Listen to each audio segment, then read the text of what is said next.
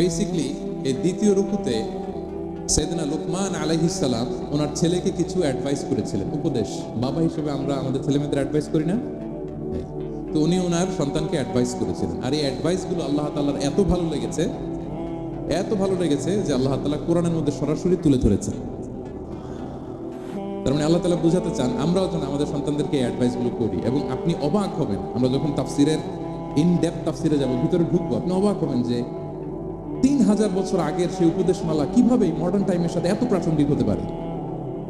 আজ থেকে প্রায় 3000 বছর আগের piece of advises, 3000 years back in the history। এত আগের উপদেশ, দেখবেন যে মনে হচ্ছে বর্তমান সময়ের জন্য এই উপদেশগুলো আল্লাহ ধরে ধরে কোরআনে তুলে ধরেছেন। তো এই জন্য আমাদের ছেলে মেয়েদেরকে আমরা কি নসিহত করব, এত দিকে তাকানোর দরকার নেই। বাসায় যে সূরা লুকমান খুলবেন, 31তম সূরা, 12 নম্বর আয়াত থেকে 19 নম্বর আয়াত পর্যন্ত, এই 8টা আয়াত আল্লাহ যা বলেছেন আপনি আর ভাবি মিলে সন্তানদেরকে এটা শোনাবেন। Good enough. আর কিছু লাগে? প্রিয় ভাইরা, সন্তান আল্লাহর দেওয়া অনেক বড় নেয়ামত। আল্লাহু আকবার। নেককার সন্তান আল্লাহর কাছে চাইতে হয়, চেয়ে নিতে হয়। নবীরা দোয়া করেছেন, রব্বি হাবলি মিনাস সলিহিন, আল্লাহ নেককার সন্তান দেন, হে আল্লাহ নেককার পুণ্যবান সন্তান দেন, আল্লাহ এমন সন্তান দেন যাদেরকে দেখলে আমাদের চোখ জুড়ায়। রব্বি জাআলনি মুকিমাস সলাতি ওয়া মিন যুররিয়াতি, আল্লাহ আমাকেও নামাজ কায়েমকারী বানান, আমার সন্তানকেও বানান। তো সন্তানের জন্য দোয়া করতে হয়, নেককার সন্তান চাইতে হয়। আপনারা যারা বিয়ে করেছেন এখনো সন্তান পান নাই, আল্লাহ তাআলা আপনাদেরকে অচিরেই এই সন্তান দান করে আপনাদেরকে ধন্য করুন। যারা এখনো বিয়ে করেননি, বিয়ের পরে আল্লাহ তাআলা আপনাদেরকে সন্তান দান করুক। এটা অনেক বড় নেয়ামত, এটা আল্লাহর কাছে চাইতে হয়। তো এই আলোচনাটা সবার সাথে প্রাসঙ্গিক। যারা বাবা তাদের তো লাগবে ইনস্ট্যান্ট, আজকে রাত্রে যেই শোনাইতে পারবেন। যারা বাবা হতে যাচ্ছেন তারাও আগে থেকে জেনে রাখলেন, ওয়েল প্রিপেয়ার্ড। আর যারা এখনো বিয়েই করেন নাই, প্ল্যান করে রাখেন যে এইটা আমি আমার ওয়াইফের সাথে প্ল্যান করে এই নাসিহাগুলো আমার সন্তানদেরকে আমরা শোনাবো।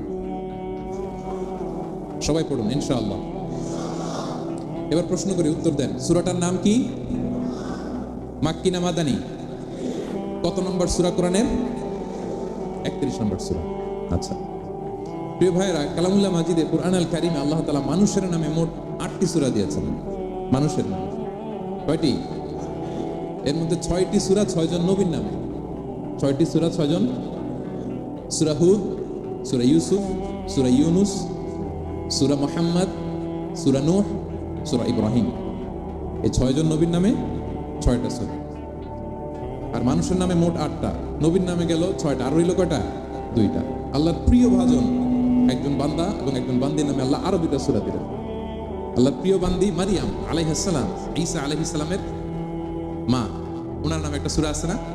কি নাম? সূরা মারিয়াম। আর আরেকটা হচ্ছে এই যে সূরা লুকমান, উনি কিন্তু নবী না। তাহলে আবার বলি, মানুষের নামে আল্লাহ তাআলা কোরআনে কয়টা সূরা দিয়েছেন? 8টি।